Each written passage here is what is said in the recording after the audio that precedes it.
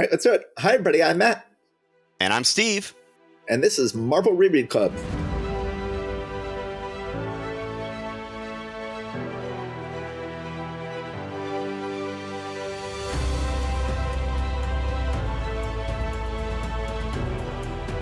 Hey, it's not just the two of us here. We have a guest. Riley Brown has joined us for this momentous episode where we get a lot deeper into the Galactus story here. And we felt that we shouldn't do this without sharing it with somebody. Riley stepped up. Riley, why don't you introduce yourself? Do not neglect your collaboration with your kid. Yeah, thanks for having me on the show, guys. Thanks for being here. I'm Riley Brown. I'm a comic book artist. I've done a lot of work for Marvel and DC, among other things. I'm probably best known for my work on Deadpool. I've done a lot of various Deadpool projects over the years. Through that, my collaboration with Fabian Nicieza led to a creator-owned thing called Outrage that we did for Webtoon, which is now in print and available through Rocket Ship Entertainment, which you can buy at comic book stores, so look out for that. At DC, I did a Batman vs. Fortnite comic, and I don't know, I've done a ton of other things over the years. But one of my projects I'm working on now that you alluded to is Thunder Guardian, which is a comic strip I do with my son who's in second grade. And so that's a lot of fun. He designs the characters and tells me the story, and then I, sort of bring it to life. That's a lot of fun. Yeah, that just sounds like a fantastic project for you to do with your kid. Yeah, it's great. I mean, there's nothing like just the crazy imagination of a 7-year-old. There's a lot of boogers and a variety of slimes and monsters and all sorts of cool stuff. So, It's fun exploring how he sees the world. Well, that was sort of similar to the origin of X-Cop, right? Wasn't that also something where it was tapping into the imagination of one of the children of one of the creators, I believe?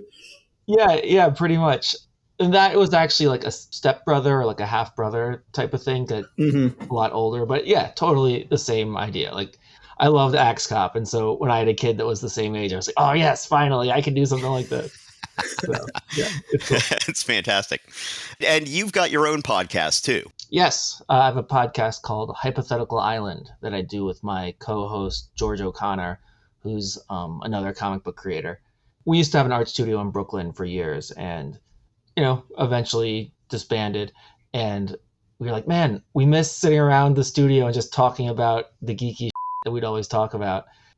We started to start up the podcast, and we have a lot of cool guests on and other comics creators and animators, toy designers, and just cool people. So cool. Does George O'Connor, does he do the Olympians books? Yes. I love those books. Yeah, my son stays up at night reading those books to himself. He loves those books. That's great. Well, tell him I'm a fan. It's fantastic. Now he's doing a series on the Norse gods next. Oh, fun. So, yeah. Awesome. Nice. And just as an aside here, we do try to keep this podcast PG. So we often have to censor ourselves. Both of us tend to have rather filthy mouths when we don't.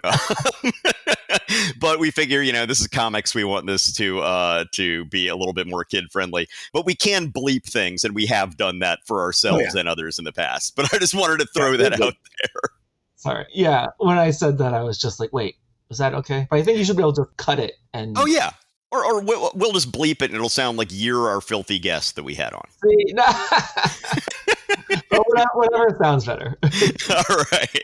Have you ever seen the YouTube video of the Count on Sesame Street, except for it's been bleeped in a way that makes it sound like he's being very obscene? That sounds awesome. Great. Look up censored Count on YouTube, and it is. I'm going to look that up. That's great. Great. It's one of the dirtiest things you'll ever hear.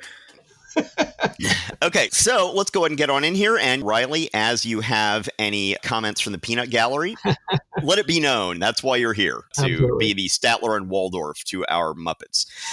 Sure. Okay, we've got The Molten Man Regrets, which is an odd title. It seems to be referencing the Cole Porter song, Miss Otis Regrets She's Unable to Lunch Today. But why? But why? What does this issue have to do with that song? Okay, yeah, I did not get the title at all. I figured it must have been some pop culture reference of the time, but It is. But he doesn't seem that regretful. Yes, but I mean, that's a song basically about this rich woman's servant answering the door and saying, I regret she can't lunch today. And through the course of the song, it turns out I think she's killed herself. You know, so, Wow. she is sorry to be delayed, but this evening down on Lover's Lane she strayed. That's one of the only lines I remember from the song. But yes, this is truly bizarre. You know, I've noticed this with Mad Magazine. I've thought about if this podcast ever comes to its natural or unnatural end and we wanted to keep going, then I would love to go ahead and do a complete Mad Magazine reread, because there is so much going on politically in those comics, especially in the 70s and 80s. Oh, good God, yes. But one of the things I was going through when I was doing a complete reread just on my own, which is what makes me want to go back and do it on a podcast. But one of the craziest things about that magazine is it always presents itself as this countercultural magazine, like, oh, we're the hip, young countercultural magazine. But every time they ever do song parodies, like, oh, you know, we're talking about the population explosion, but in the style of this song, it's always Broadway. It's always Miss Otis Regrets. It's never like in the style of Purple Haze or anything like that.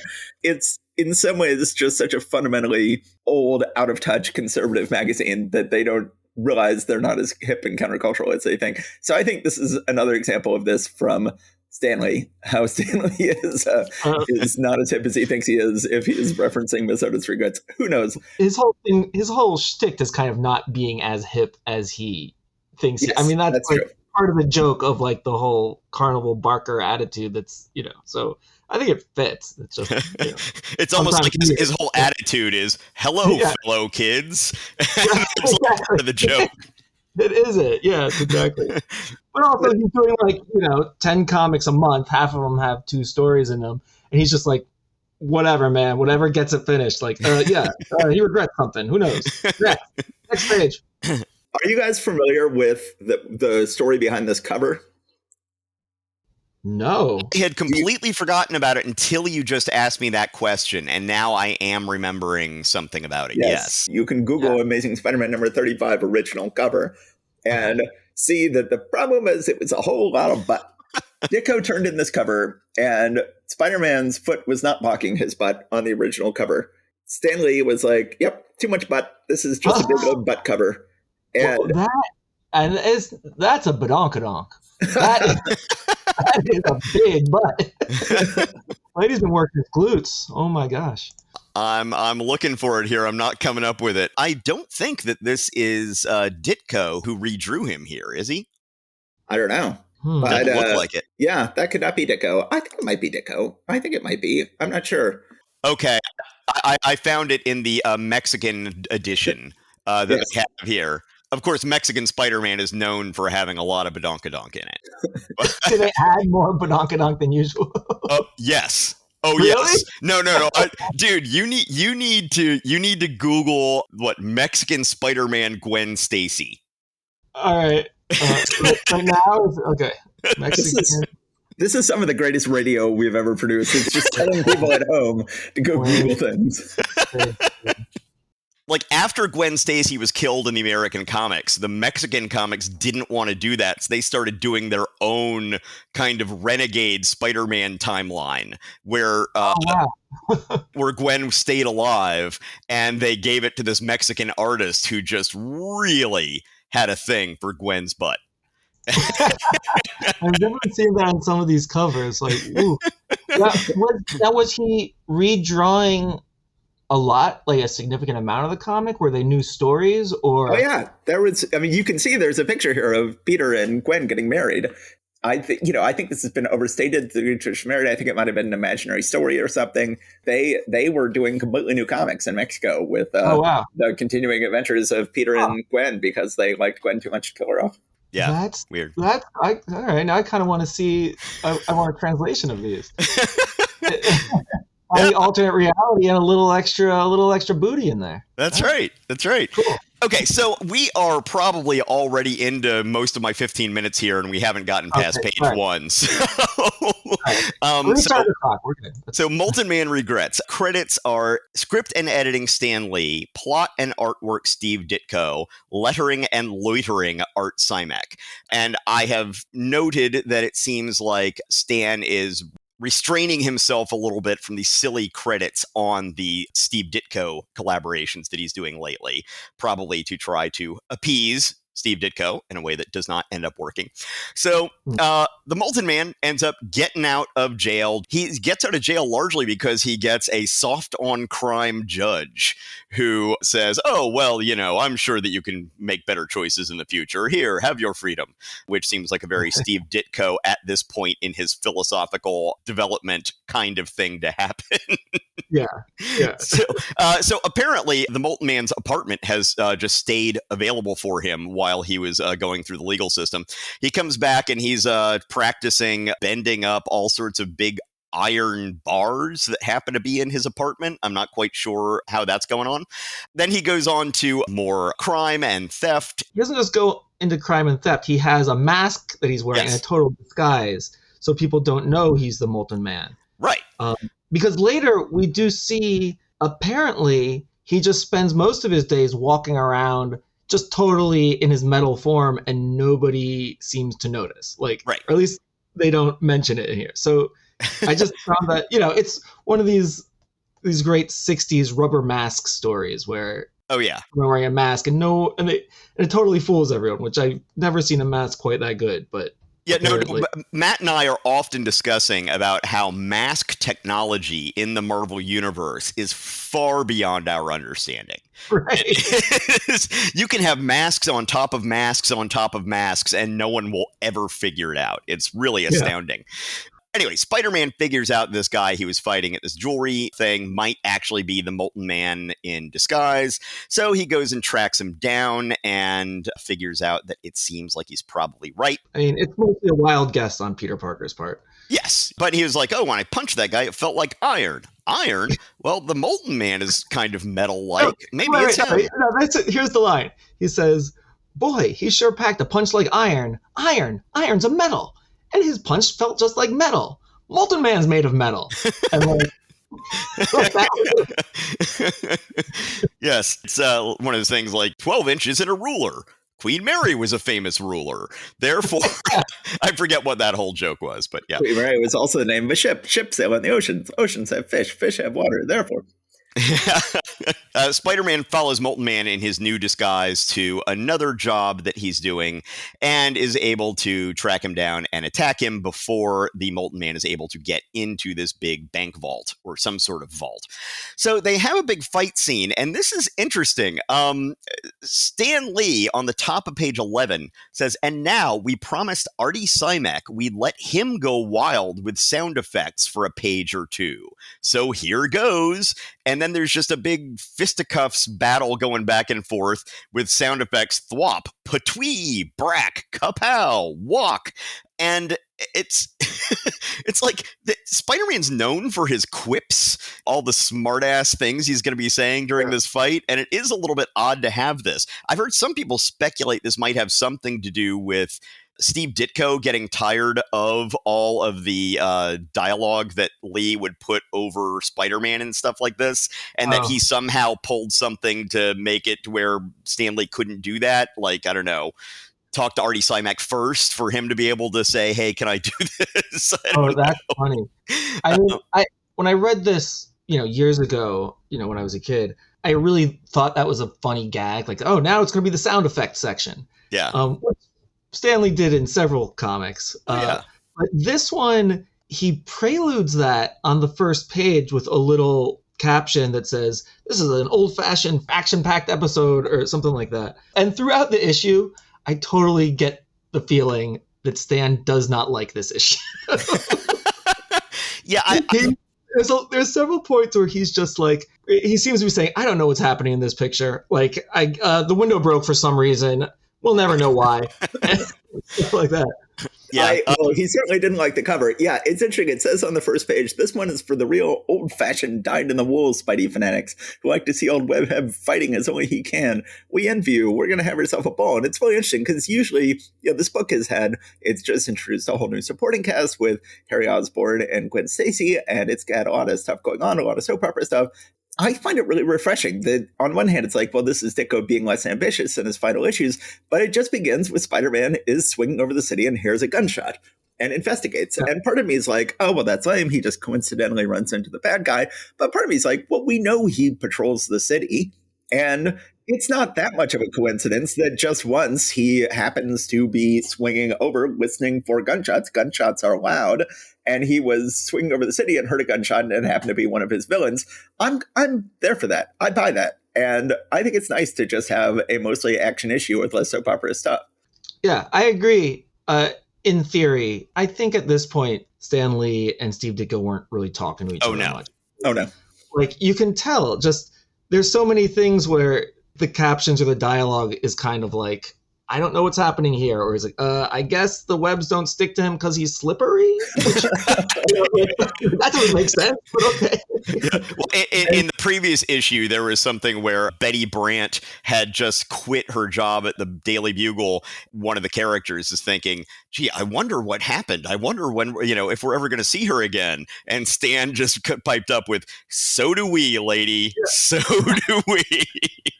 Well, and the very last panel of this issue is a similar thing where it's like, next issue, who's this guy? And he's like, I don't know. We'll find out. Yes. Well, we have some great fight scene stuff in here. Again, as I've talked about a lot, I really one of the things that makes Ditko's fight scenes unique is how much he has the characters interacting with the actual set piece that they're on, and the rooms and how they're moving from room to room and what's in the room, and does a lot of really cool stuff. There's a great shot of Spider-Man freeing himself from a bear hug with a big flip that he pulls with his webs from the ceiling. That's really quite nice. So Spider-Man remembers apparently where the Molten Man's hideout is and just goes there and waits for him after the fight breaks up here. So Molten Man thinks he's gotten away and then gets back to his apartment. And, Spider-Man's like, oh, yeah, I just assumed that your apartment would still be waiting here for you. So here we are. And he's able to finally tie up Molten Man, even though he's got his molten slipperiness, but he's able to work his webs in such a way that he's able to do it. Wait, what is Molten Man's deal? Is his skin supposed to be slippery or is he just made of metal? Like I can't remember. So eventually they're going to change it. Eventually he's going to be on fire. Eventually the Molten Man is going to be like molten. He's going to be hot to the touch. But now he's not at all. Now he is just very metally and slippery and tough. Okay. Basically, there was some kind of experimental liquid metal, think mercury, but something gold colored. Oh, okay. He was the assistant to the scientist who was working with that stuff. He then, in once again, a very Ayn Randian objectivist kind of thing, is like, well, hey, I've been working on this stuff too. That means it belongs half to me. So I'm going to take it away from the inventor who came up with this stuff out of his own inventiveness, and I'm just going to loot the whole thing and head off with this. And he ends up turning himself into the Molten Man. Okay. So he's supposed to have like an intrinsic slipperiness to him. I wasn't sure about that. Okay, yes, that makes sense. He is slippery.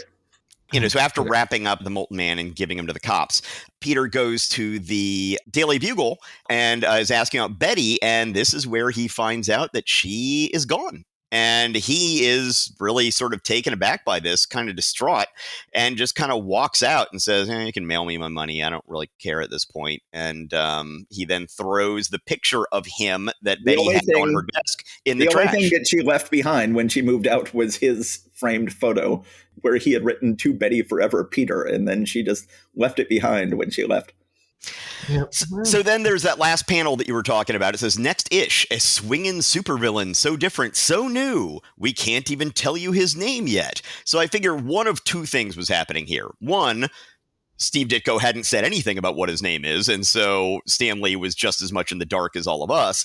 Or he knew that something about the next issue and knew that he was really should be named Meteor Man because of how he got his powers, but that Steve Ditko was insisting he be called the Looter because he's been getting deeper and deeper into Ayn Rand's Atlas Shrugged stuff at this point, and that's one of her favorite terms to use for basically government bureaucrats.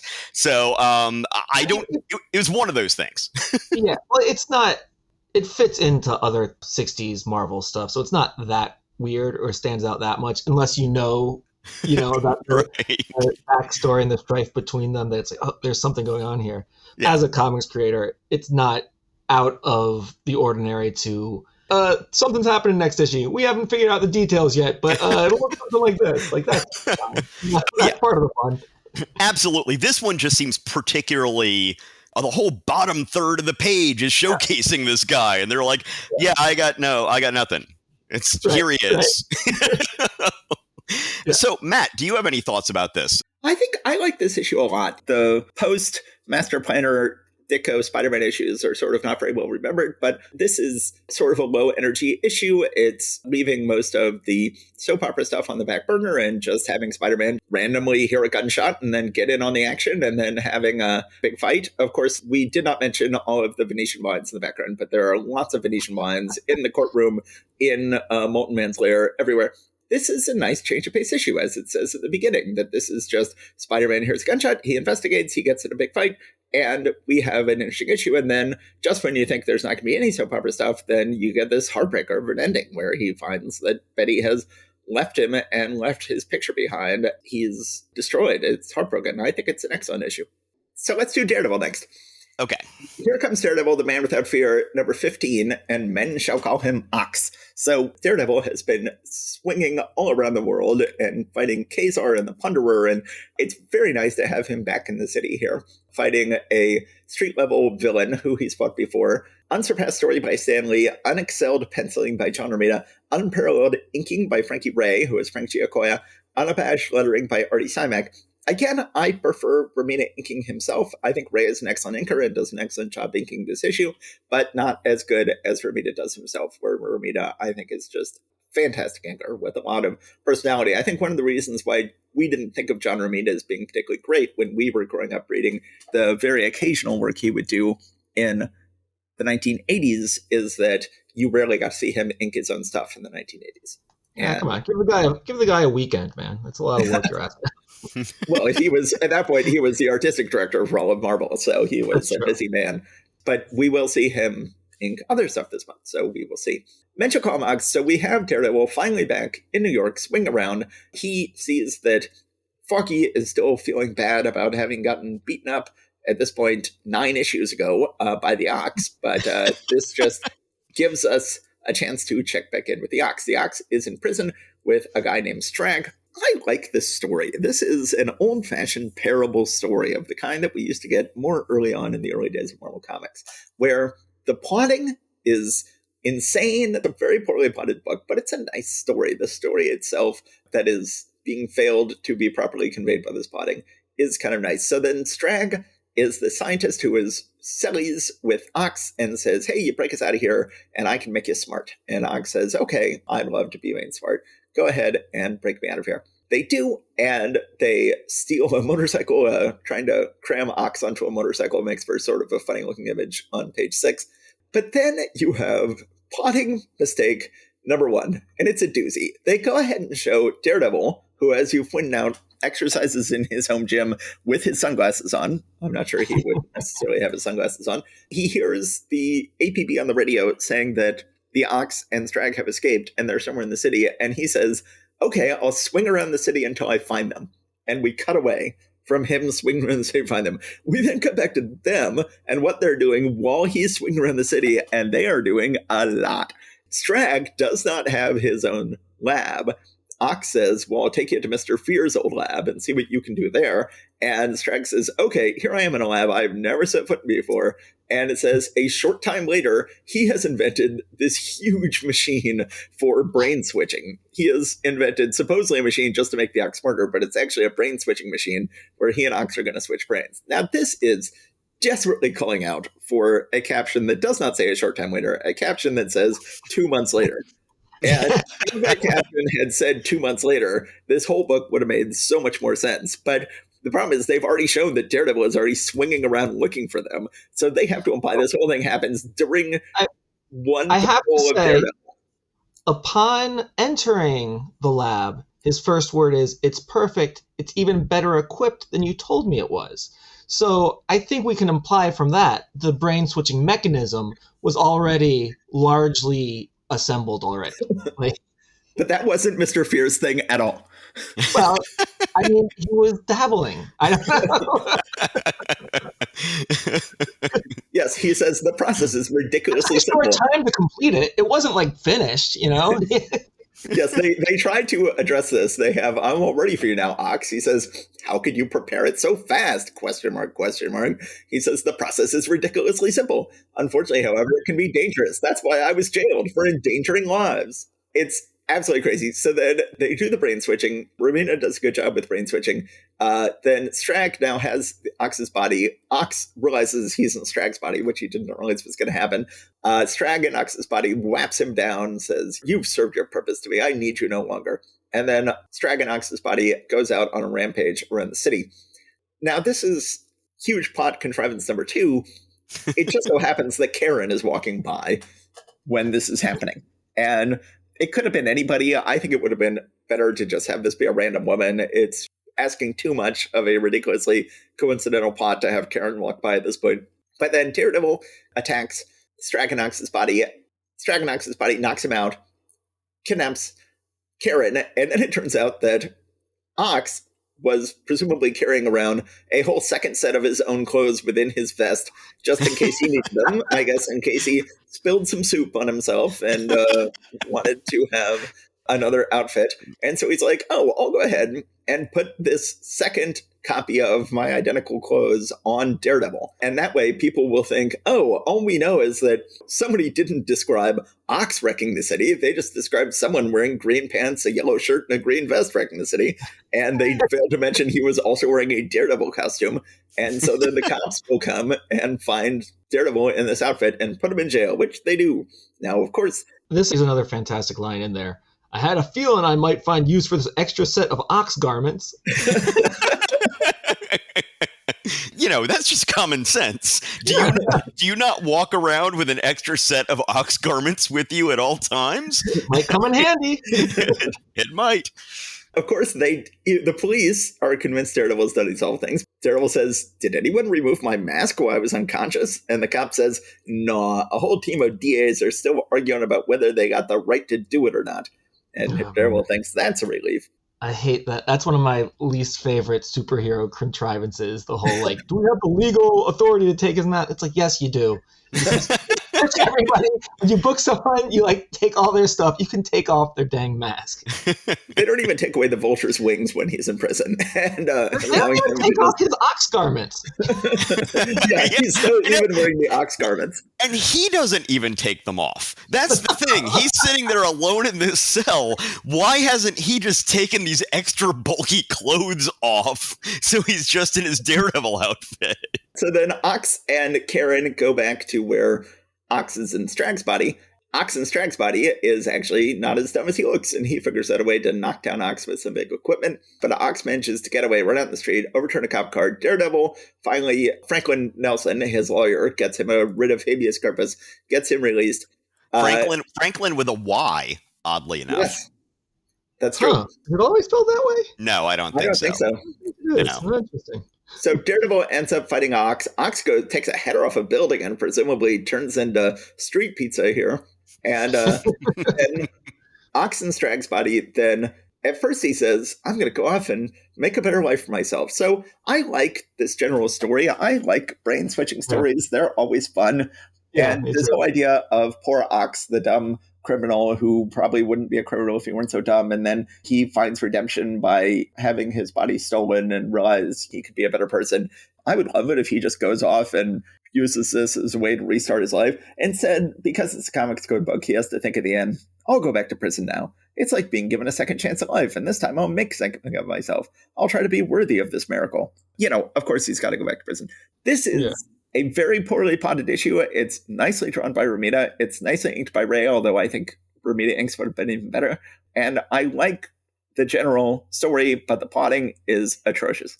I find the plotting fun. I mean, I don't know. I'm not as critical about some of those. Like, it's like, oh, what? Karen just happens to be walking by. To me, that's part of the fun of the genre, and especially how it was done in that time period. So I don't mind that. Yeah. So a couple of my thoughts. I do find that Stan Lee's portrayal of Matt's performance of his blindness can be a little bit weird when Foggy is apparently, having his, traumatic brain injury or whatever, come back from last time he got beat up by Ox. Matt is like, oh, well, they're coming in. This isn't good. I can hear his heartbeat or pulse beat, as they call it. But then he's like, oh, but I can't let them know that I know of it. And he's like, I heard something. Is someone there? Who is it? As they're like walking into his legal office, it's like, come on, he would be able to figure at least that much out.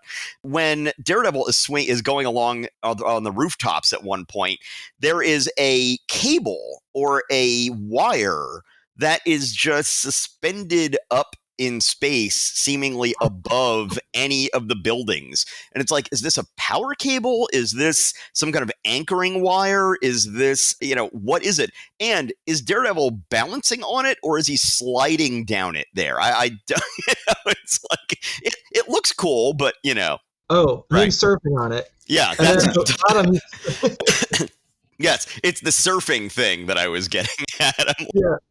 The Disney Tarzan movie, which I was not a fan of, they had this idea of like, oh, he doesn't swing on vines, he rides them like a skateboarder. And I'm like, what? Huh? Okay. Yeah. I was always worried he's gonna hit splinters that way. The last panel on page 13 where Ox clearly has just shattered Daredevil's pelvis. That's it's tons of fun. You just look at that, you're like, oh my. that caused some internal damage. That's not going to be good. As you said, Matt, it's good to have him back in New York City, no longer gallivanting around the savage land and all sorts of other nonsense. So which one are you wanting to move on to next year, Matt? Why don't you do Thor? The Mighty Thor, number 127. Now, this is the second issue that's actually been called Thor rather than Journey into Mystery with Thor, yes? Yes. On the cover, Odin is still wearing that same weird helmet that he was in the previous issue with the huge horns that have that weird little link thing between the bases of them. And we see the cover, Odin is hanging his head in seeming mourning as he is holding the seemingly lifeless body of Thor in his arms.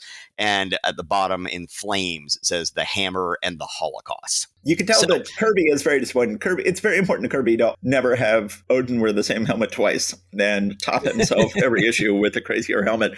But this has all been one storyline, and it's all been happening continuously. And so Kirby is like, all right, fine, I'll draw Odin with the same helmet, given that he's still in the middle of the same action he was in the previous issue. But you can tell it chaps his hide. Yeah. He can himself remember which direction the horns bend. Yes. And Vince Colletta here is not doing the cover any favors in this case either. A cover that could have been really awesome, but just doesn't seem to have come together in a way that I would have liked. Well, Riley, we always like to give visiting artists a chance to give their opinion on Colletta. So where do you fall in the great Colletta debate? I kind of dig Colletta, honestly. I mean, I can imagine, he's famous for erasing details and stuff that Kirby put in, which as the artist, that would infuriate me. I mean, I'm going to spend time drawing all those people in the background and belt buckles or whatever it was that Colletta hated to ink. It's like, man, I put time into that. You got to put time into that too. But like as a reader, I think it's kind of cool, and I dig how it has just a different feel from like the Fantastic Four stuff that Kirby for. So I don't mind it. How about you guys? You guys are Colletta fans or no? Matt is generally a very much team anti-Colletta. I will give credit where credit is due, and I will call him out when he needs calling out.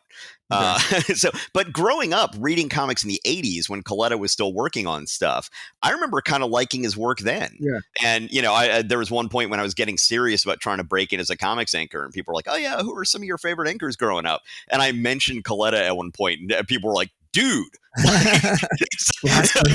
like, wait, I thought that you wanted to be a good inker. Like, what the heck are you talking about? There's some distinctive things about his style that I do like, but sometimes, especially the stuff in the 60s, he could just be way too brutal with what he does with some of these things. It's a weird match for Kirby. Like, I really like Coletta's hatching and stuff, which you don't see on Kirby very often. So that's part of what I think's cool about it. Because it's like, oh, you don't usually see Kirby's work treated this way. But there's also a reason it's not usually treated that way. And it's totally weird sometimes. Like the cover actually looks cool, but that first page, what's going on with Thor's arm and hand and stuff, like those muscles are so like bizarre the way they're hatched. But, like on the cover, I think it actually looks cool. So I don't know, like whatever. Well, as Kirby evolves as an artist, though, his musculature in the arms and legs and stuff just gets more and more bizarre over the years, too. Though. That's true. Yeah. All right. I consider this first page to be why I don't like it. I think, you're talking about the hatching on his arm. It's so overdone. Just get out a brush, man. Just paint in with brush. You don't have to use thousands of little lines, which is what he's doing. Well, he's trying to figure out how to put the cross hatching in there, but Kirby didn't really pay much attention to the anatomy. And yeah, a broad brush stroke for that shading would have covered up a lot of the inconsistencies there. But if you're going to try to cross hatch it, it's like, well, this is what you end up with. The texture is kind of cool. I don't mind it. It's a little different flavor. Yeah. For a while, we had Coletta inking both Thor and Fantastic Four, and it's like, this is the hell I have to live in. This is my life now. Now that we have Sinnott inking Fantastic Four, Thor has got to be even worse for me because I'm like, oh, Sinnott is killing it on Fantastic Four. And it's so beautiful. And if only he had Sinnott, because there was a brief period where Sinnott was penciling Thor when Kirby was off the book. And there was just one issue of Thor that Kirby penciled and Sinnott inked, and that was the very first issue, Journey into Mystery number 83. And during this whole period in the mid-60s, if they just had Sinnott ink Thor, I think it would have been right up there with Fantastic Four and Spider-Man as Marvel's 3 greatest books.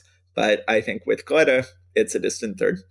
Okay. To jump into this here, we have a relatively lackluster credits this time. When we ended last issue, Thor and Hercules had an epic knockdown, drag-out battle throughout New York City. Odin had decided to punish his son for defying him about Jane Foster by cutting his power in half. And this is not the first time we've seen this happen. He is trying to humble his son. Thor gets thoroughly whipped by Hercules in the end after a long and valiant fight. Thor is ashamed.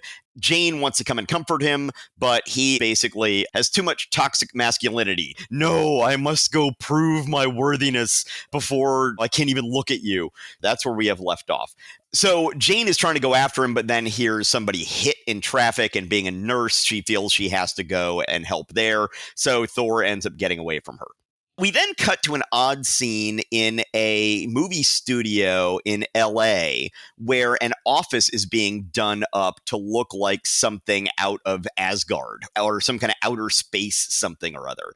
Meanwhile, I forgot to mention that when Hercules left after the fight, it was to go off to Hollywood to be turned into a movie star. So this is presumably the producer who is going to be producing the movies that Hercules is going to be in. So was Stan meeting with Hollywood yet? Because at some point here, he pairs up with French novelist Alan Rene, starts going out to pitch projects in Hollywood. He pairs up with Fellini. He's got all these people who want to work with him. And this is certainly a fascinating look at Hollywood starting in this issue. I don't know what Stan's relationship to Hollywood was at this point. If he was just prefiguring his own misadventures that have, obviously eventually by the end of Stan's life, he would be a cameo guest star in 22 of the biggest movies of all time. But he had a lot of heartbreak in Hollywood, like everybody who goes out to Hollywood in the meantime. And I don't know if he is just presaging that or if he is actually reflecting that at this point. I don't know. He obviously already had the Spider-Man cartoon, and I think the Fantastic Four cartoon in production at this point. Were they? I don't think they were.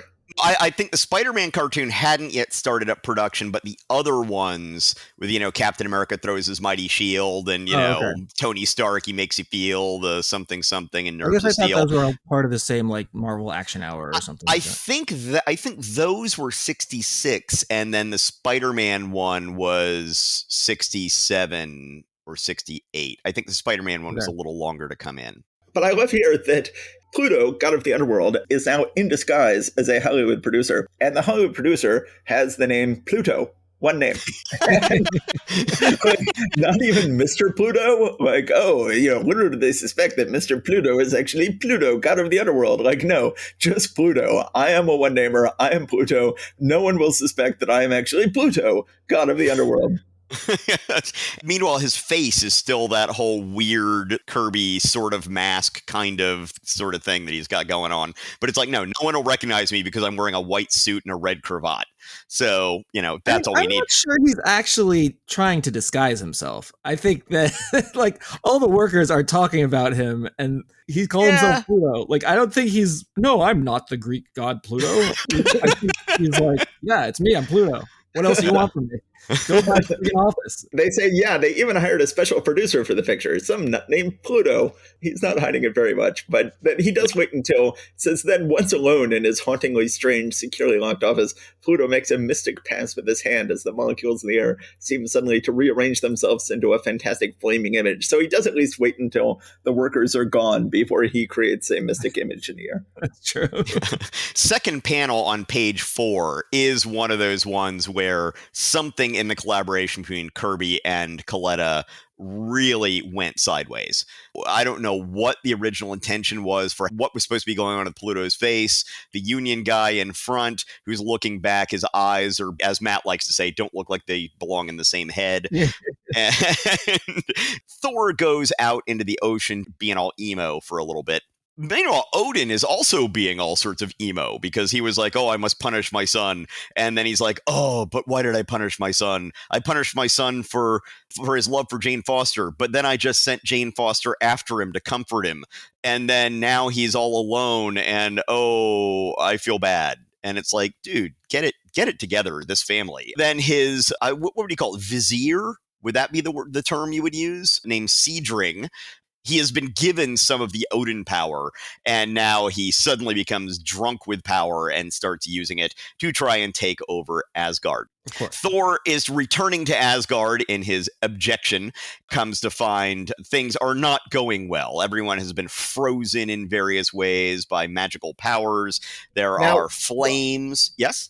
Riley, you can talk about this. So, Kirby, one of the greatest comic artists of all time, you would think one of the hardest things to draw, which you can confirm or deny in comics, is someone who is frozen in time, because in comics every panel is frozen in time. Yeah. And somehow, I don't know how, but I looked at the top panel at page 9 and I said, those horses are not moving. Those horses are frozen in midair and only Thor is moving in this panel. How on earth did I get that before I read the dialogue? I don't know. I'm not sure it was that apparent to me, but just from an artist point of view, I would say the reason it's working is because the horses and the riders are all kind of like going in one direction and looking in one direction, and they're not interacting with Thor, but Thor, he looks more mobile than them. Like he's changing direction and stuff. So it's they're clearly ignoring him, whatever's happening. And I think that helps to sell that illusion. But I think also Coletta, as much as I hate to admit it, make it a little bit of the credit here. There's a certain solidity to the inking that makes it fairly clear that they aren't moving. There's a heaviness to the shadows that I would think. Those shadows are way darker than what he's doing in other pages. Yeah. Yeah. And there are no action lines of any sort. I mean, I think that's one of the things there that, once again, credit due to Coletta when he deserves it. He, at the very least, did not screw that up, and at best made a conscious choice that I'm going to make sure that this has no indications of movement that I accidentally put in there and confuse this thing. Coletta actually read the script, so let's go ahead and give him a little kudos right there. He was like, "Hey, what are these letters on this page? Let me go ahead and read them." Yeah, it's like they're not just covering up backgrounds I won't need to ink. Thor's trying to figure out what's going on there. Meanwhile, back in Hollywood, a starlet comes in to Pluto dressed up in some sort of, presumably a sword and sandal princess getup, and is trying to, it seems like she's basically trying to more or less seduce him to be like, I'm going to be in your movie, right? He's trying to get her to get Hercules to sign the movie contract because it's actually a contract that will put him in Pluto's service for all of eternity. So that's what's going on there. We don't actually see Hercules in this issue, but that's going on with that little subplot. That is a great panel. If anybody ever holds a contract out to you and it looks anything like that, do not sign it. At least have your lawyer double check what it says, because this is the most sinister contract I've ever seen. Well, Yeah. also, if the person who wants you to sign a contract has a cigarette in a cigarette holder, don't sign the contract. I think that Like the weirdest sunglasses I've ever seen. So back in Asgard, Thor makes his way to Seedring, who is power mad, does this cool thing where he creates this big bubble of water that's floating in the air that then is surrounding Thor and won't leave him. So he's starting to drown until finally he is able to break free just through force of will, basically, and not drowning in there. And it looks like Thor is about to go ahead and give a final blow to Seedring.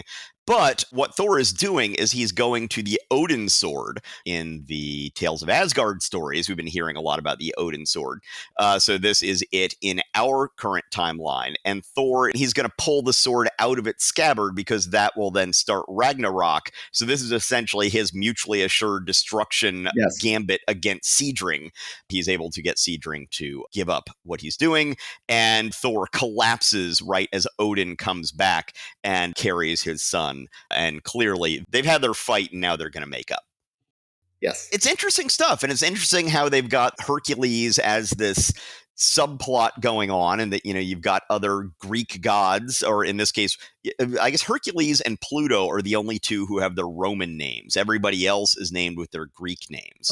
Yeah, I know it's mixed up. Are they the only ones? They're the only ones I've noticed. And so I'm assuming they just didn't want a character named Hades because that's become synonymous with biblical hell at this point in our language. But Hercules, it was, you know, as Matt has pointed out, the Italian sword and sandal Hercules movies starring Steve Reeves were a big thing at the time. So everyone knew the character as Hercules in popular culture. Well, I think that, I mean, Hercules is essentially just the English way of saying it at this point. Like, that's just... Pretty much. Yeah. Yes. It sounds cooler. It's easier to say than Heracles or whatever. When George Perez was relaunching Wonder Woman in the 80s, he tried to be like, no, these are Greek gods. We're going to say Heracles. But, you know, of course, it never sticks.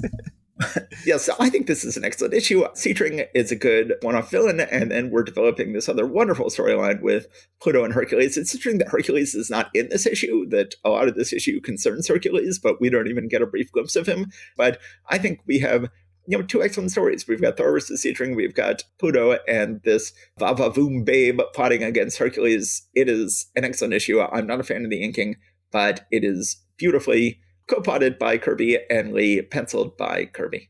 Meanwhile, we then got Tales of Asgard at the end here. And this is an interesting one. You know, what they've been doing with Tales of Asgard has been so weird. You know, we've got these very, very slow-moving stories where they then just, you know, have a lot of fun developing some of these characters and just having all this interesting stuff happening, but the actual plot not actually progressing very much. So they've just sort of reset the plot here. So they were heading out to this epic adventure to try to find out what's going on with the Odin sword and why it has a crack in it that might lead to Ragnarok. But it took them like 9 months to basically get out onto sea. And then after like one issue at sea, Odin is just like, oh, wait, no, the problem's not out there. It's back here. Hey, come back, guys. We just, you know, forget that whole adventure you were going on. Okay, so they're back here. And now really what we get here in this story is Vola the prophetess essentially just gives everyone this nightmare vision of what Ragnarok will be like.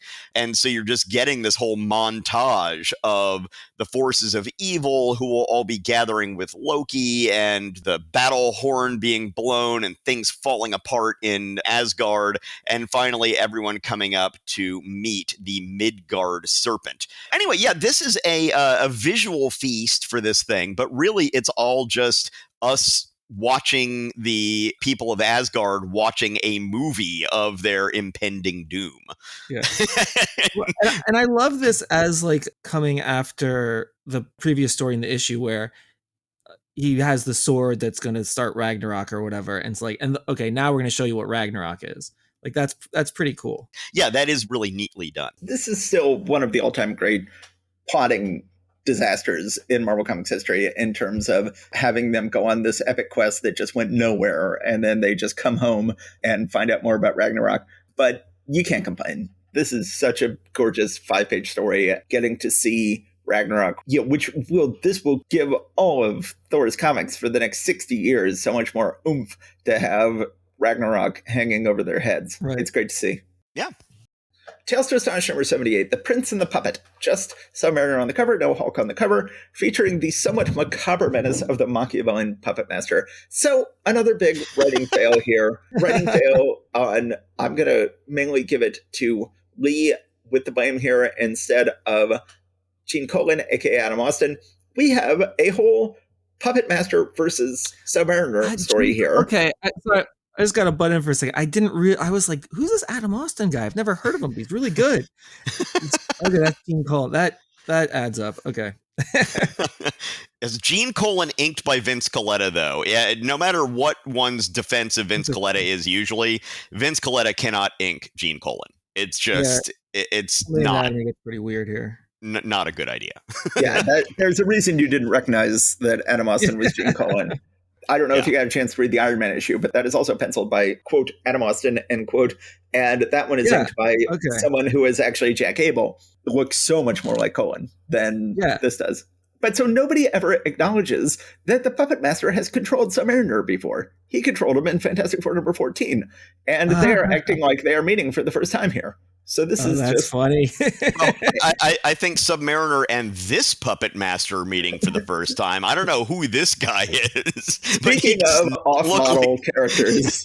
Yes. I guess I got to look at the Fantastic Four version to see how different he is. Oh, and one thing I will say before we get past the cover here is this is one thing that I, as an inker, definitely jumped out at me. The way that the lights in the windows were inked in these skyscrapers is the way you're not supposed to do it.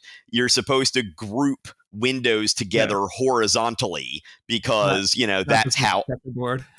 Yeah, not just exactly. It's not just like random ones here, not there, here, not there. And you don't want to group them kind of vertically, which sort of is kind of happening here in some places. So that definitely jumps out at me as not helping the illusion of seeing what you're supposed to be seeing. Not good, Vince.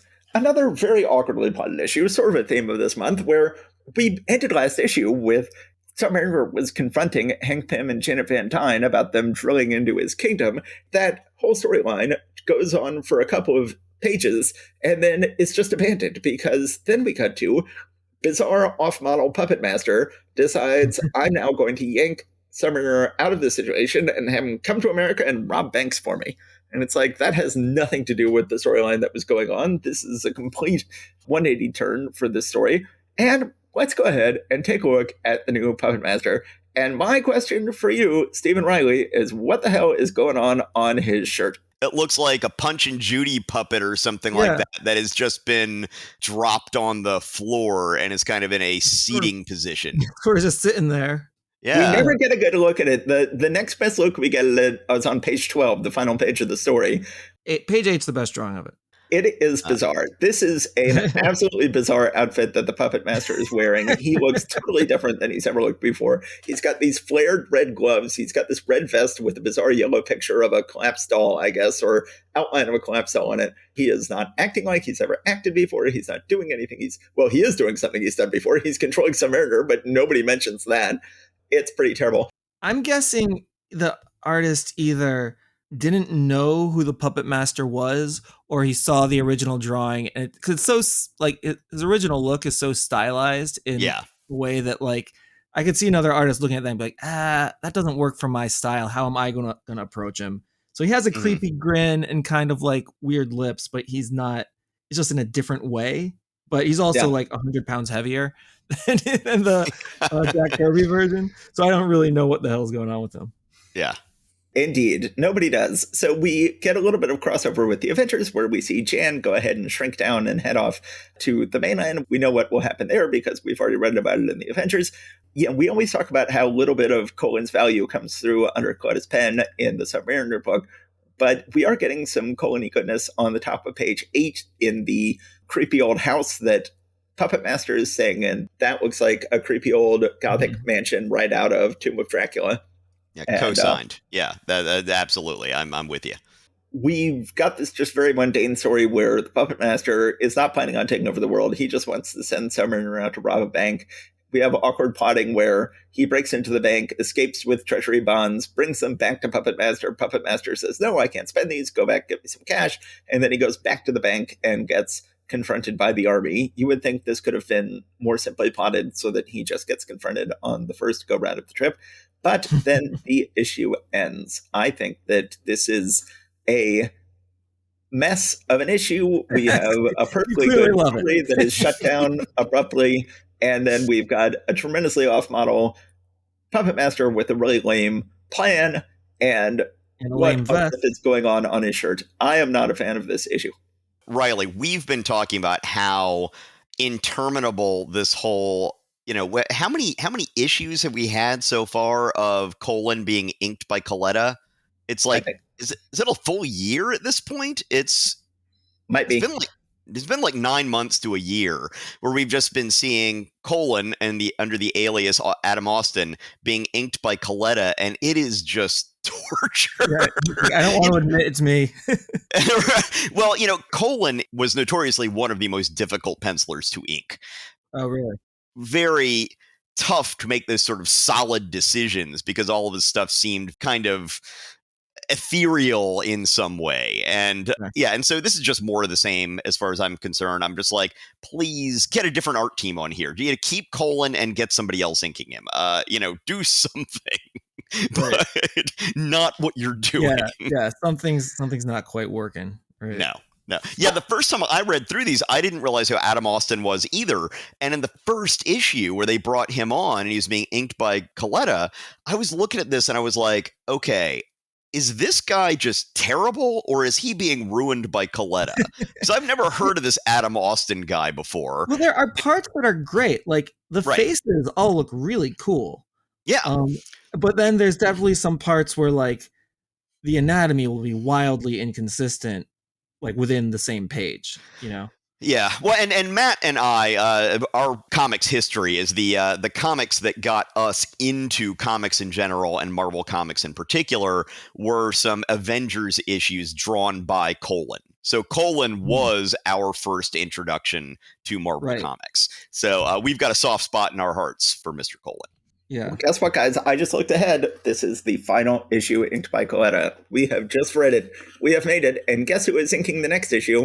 None other than the Submariners co-creator, Bill Everett, who we are about to read about in our very next issue. We're about to encounter Bill Everett's first visit to Tales to Astonish. And then next week, he will be inking Colin. So we are in luck. Fantastic. I might have to check that one out if Bill Everett's doing it, because that sounds pretty... That goes ahead and brings us to the second half of the book, The Hulk Must Die, story by Stan Lee, layouts by Jack Kirby, artwork by Bill Everett, lettering by Sam Rosen. So we have... It says artwork by Bill Everett, surprisingly. And it's like, yes, it is surprising. Not in a bad way. Coletta is going to be inking Thor for years and years and years, and I am never going to love it. And then Coletta will finish Kirby's run on Thor, but there will be a 6-month period in which Coletta leaves the book, and Kirby is inked by Bill Everett. And those are some of my all-time favorite Marvel comics. The issues of Thor where Everett is inking Kirby. It doesn't look like this. This is just Kirby on layouts, and Everett doing most of the art. And it is very strange. I love it, though. I am a fan of this issue. It gets some weird things. The Hulk's abdominal muscles. I was going to say. I don't know what's going on with the Hulk, but he had some bad tacos, and they're so bad I can see it from the outside. Yes, so that splash page, and then also page 2, panel 1, even looking at them from behind. There's something going on in there, man. It looks uncomfortable. I think the Hulk is trying to smuggle cocaine baggies out of Colombia in his stomach. And, I think the Hulk decided he wanted to challenge his stomach to a fight, so he went to Arby's. And that's it now working its way through his system. We're waiting for the sponsorship opportunities, Arby's. I like this issue. I like the art. It is strange art. It is much more Everett than Kirby. Everett is overwhelming Kirby with doing the finished pencils and the inking in a way he will not when he inks him on Thor later. But it is a strange looking but good book. And I like this story as well. Rick Jones totally screwed over the Hulk. Last issue, Hulk had been stuck in the future for several issues. Rick Jones was finally convinced, like, look, he's dead. He's never coming back. So go ahead and tell everybody that the Hulk is Bruce Banner. As soon as he did, guess what? The Hulk came back from the future. Bruce Banner has been replaced at Gamma Base by Dr. Zaxxon, who is like, I don't study gamma rays, I study organic energy. He's got a whole plan for capturing the Hulk. If the Hulk comes back, I really like the way they capture the Hulk. It's very sort of creepy, weird trap they have for him where they've cut all these squares into the ground and then they've got gas in them and these lines over the top that are keeping him shocked. We cut to, again, you guys are probably reading the recolored Marvel Unlimited version, so I'm looking at scans of the original issues. What color is Betty's hair on the bottom of page 5? Oh, she's an old lady. Yeah. Yeah. Yeah, she's gray-haired. Is this supposed to be pale brown or something? But no, she is just a gray-haired old lady. They find out that the Hulk has been captured. Betty is reeling from finding out that the Hulk is Bruce Banner, who she loves. I loved Bruce Banner. I can't bear to think of him as a monster. He was so kind, so gentle. So then Rick, at this point, realizes he's completely screwed over the Hulk, and now that everybody knows the Hulk is Bruce Banner, and now the Hulk is back, we get an old-fashioned, something that Kirby used to do back in the day, that he doesn't do much anymore. He has the villain Zaxxon imagining himself as king of the world. This is something Kirby always loves to do, as the villain imagining himself as king of the world. Zaxxon then puts on a sort of Iron Man Mark I style armor and goes and fights the Hulk, and that is where the issue ends. This is a fascinating issue. It is a huge step forward for the book in terms of showing how it will work from now on with everybody knowing the Hulk's secret identity. I like Zaxxon as a villain. I like the way they capture the Hulk. And I really love the artwork. You know, the only real work we've seen Bill Everett do at Marvel so far is Daredevil #1, and I was a big fan of that issue, and I'm a fan of this issue. What did you guys think of it? I mean, I love Bill Everett's artwork. I did not recognize this as him at first when I was reading this. I just don't like the way he draws the Hulk. There's some cool stuff in here. Like, I really like the robot guy at the end, but the way he draws the Hulk is just very strange to me. And I'm not a big fan of it. Sure. You know, story-wise, like, I'd never read the story where they first reveal Bruce Banner's secret identity, and that was kind of interesting. Like, is this the first time, I mean, other than the Fantastic Four, who never had a secret identity, is this the first time that, like, a major character's identity has been revealed like this at Marvel? Well, we just had Thor reveal his secret identity to Jay, and I think he's Lee is experimenting with revealing secret identities at this point. Because, I mean, the Hulk was an especially silly case where you constantly had, like, Banner was right here, and now here's the Hulk wearing the exact same clothes. Now the Hulk is gone. Here's Banner wearing the exact same clothes. And they just couldn't figure it out. That one did seem of the more complicated characters. Because it's like, it's not even like he's in control of himself anymore when he turns into the Hulk. So, you know, Iron Man could at least, like, make up a story, but, like, the Hulk. I like this book. Yes, the art. So when we read Daredevil #1, I was just absolutely effusive over Bill Everett's art. That was my first exposure to Bill Everett's art style ever. And it just really blew me away. And so this is our second introduction to his artwork. And as both of you have been saying, it's a lot weirder.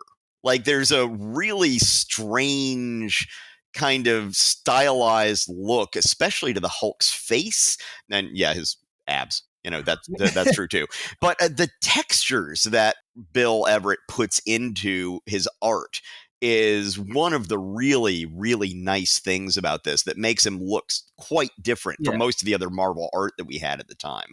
And the backgrounds are very cool, like all the textures and stuff like that, like you were saying. Yeah, some of the cartoony faces just sort of look much more golden agey than other stuff. But I'm sorry, I interrupted you. I wonder if working over someone else's layouts is something he did much in the past, because I could totally see this just being the result of kind of confusion. I was like, okay, Jack Kirby did the layouts. The way he's drawing anatomy doesn't really make sense to me.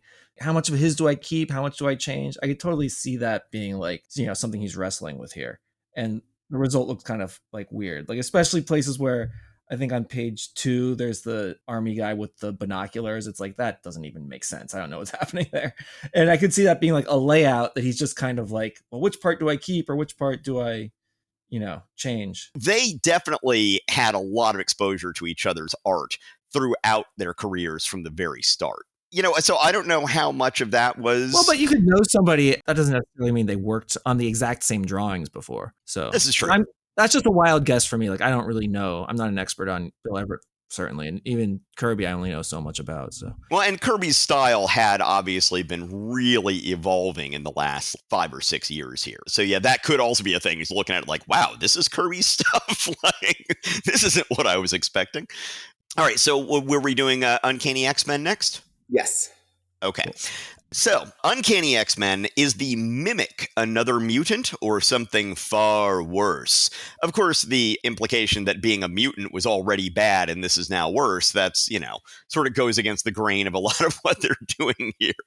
The Mimic is a cool-looking character. I've always liked the way he looks, but he is...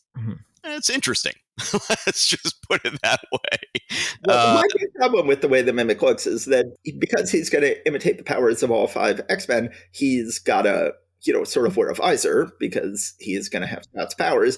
And the problem is, if you're going to have a character wearing Scott's visor, then he's got to look enough different from Scott. But he's got Scott's same hair. So why would you have a character have Scott's same hair if he's also going to have Scott's visor? And it's virtually impossible to tell them apart. And when they're introduced to each other in this issue, it's okay, the visors are different enough, but the sunglasses, when he's not wearing the visor, are the same. Right. And there is that one panel where he's first introducing himself where it totally looks like Cyclops. And you're like, oh, wait, that's the other guy. Okay. Yeah. It's a real problem visually. So we start off with the X-Men in the Danger Room. Now, apparently, it is not Professor X trying to murder them in the Danger Room this time. Scott is just going ahead and giving them instructions for what to do. And it definitely looks much less deadly than it usually is when Professor X not as many spikes or fire or electricity.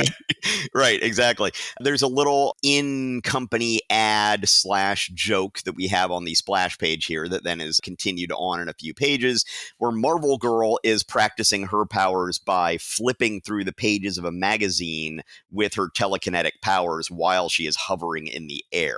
It's an issue of, Monsters on the Loose, I believe, which was a really, really silly juvenile magazine that Marvel's parent company produced that Stan Lee wrote, if I'm not mistaken, that was basically just picture stills from like B and C grade horror films with silly captions underneath them. And that's the whole thing.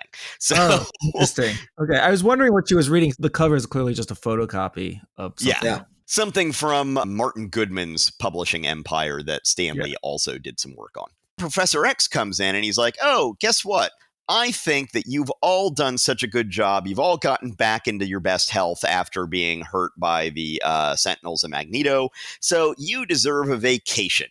And they're all like, we get a vacation. And it's like, didn't you people all graduate from mutant school like a year ago?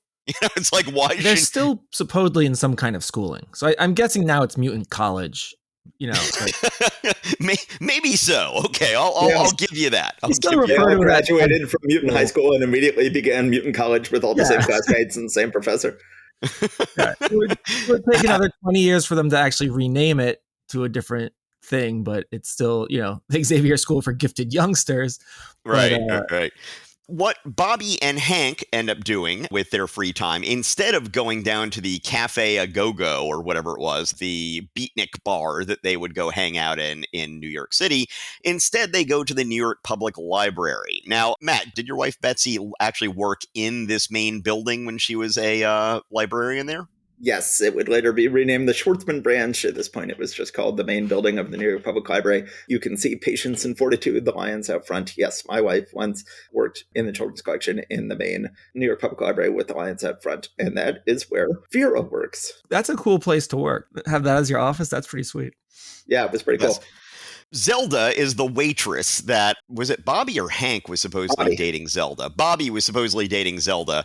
So she has gotten a blind date to fix Hank up with. Well, they go into the library and he gets into banter that's not particularly friendly or, and somewhat insulting to both of them with this librarian who's there. And it turns out she is his blind date.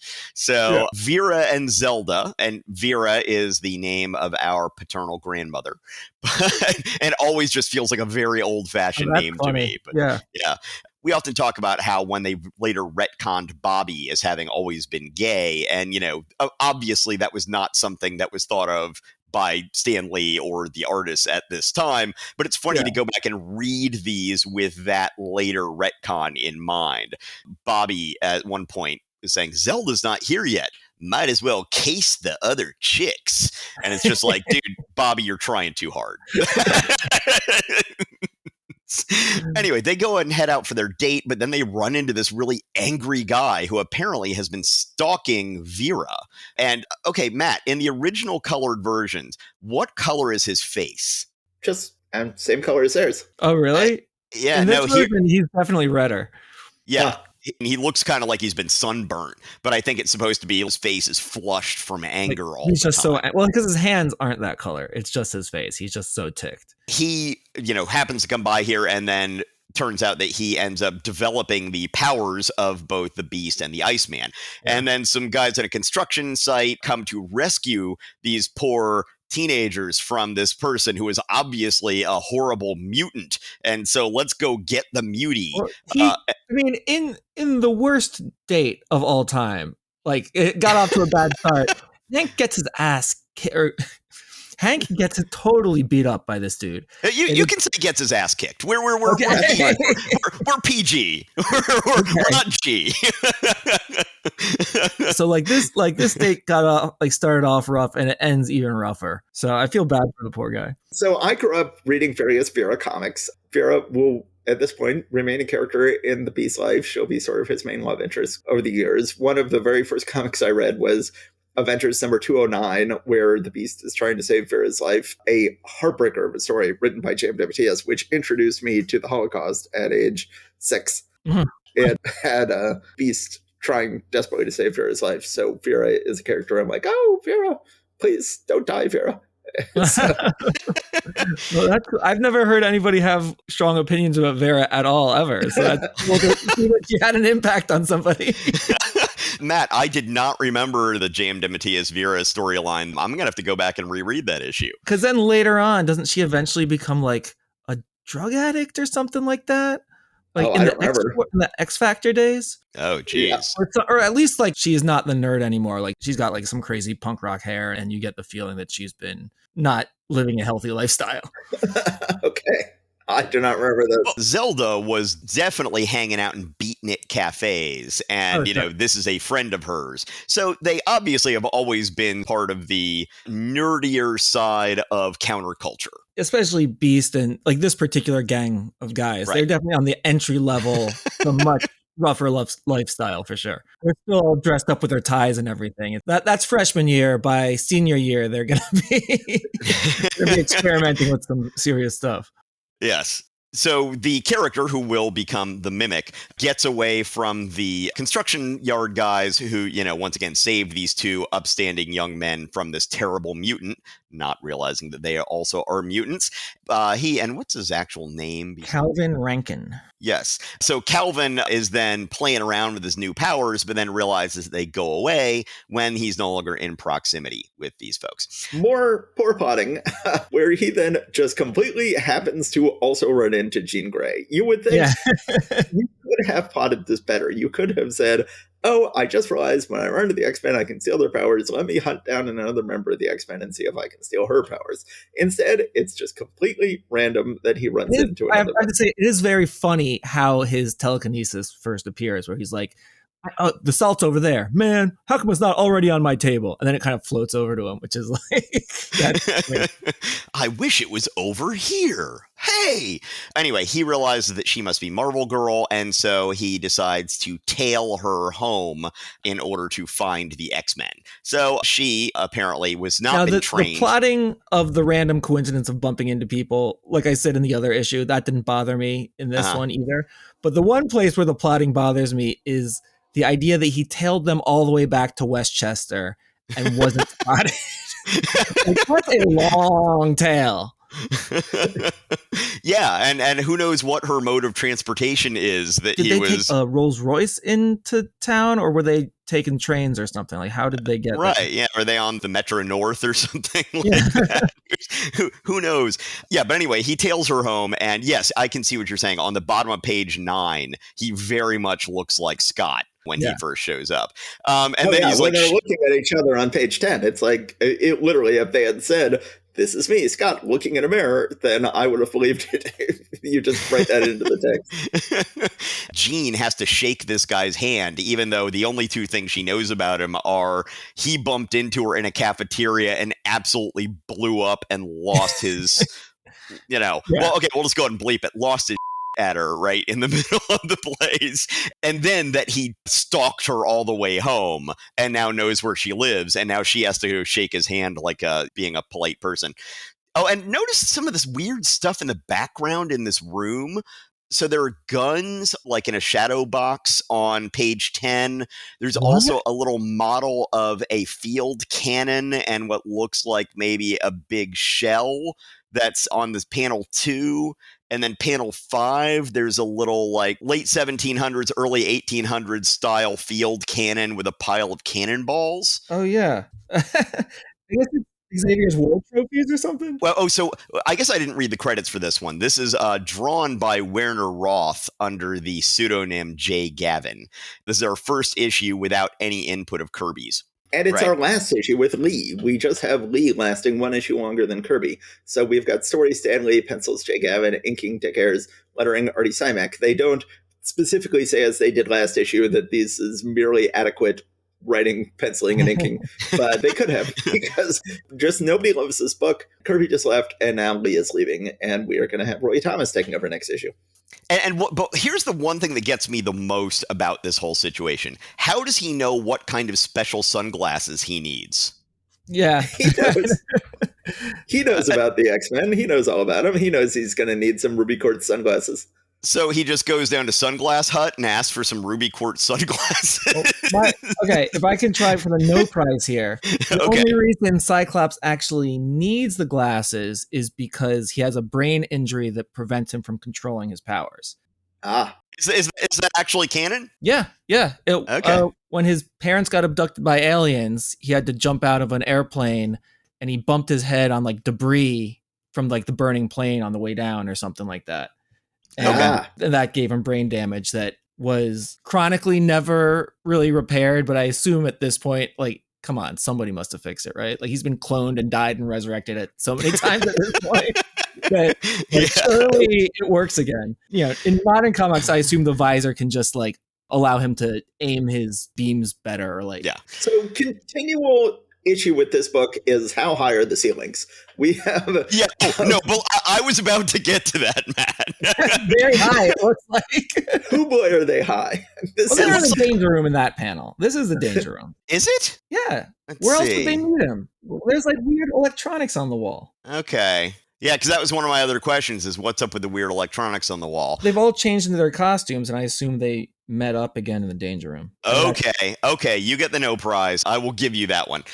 Okay, so Mimic had already made himself a costume that would allow him to have his wings and his beast feet and hands. And Mimic then kidnaps Jean Grey and takes her out to this abandoned mine.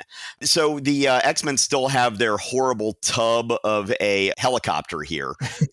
They get the hugest upgrade over the years in terms of their aerial transportation from their like helicopter bathtub looking thing to eventually the Blackbird.